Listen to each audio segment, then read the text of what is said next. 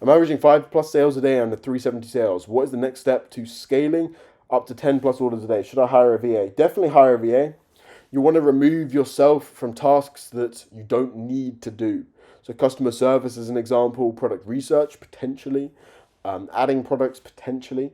You want to remove yourself from the day-to-day drivel tasks that just take up brain space and brain power.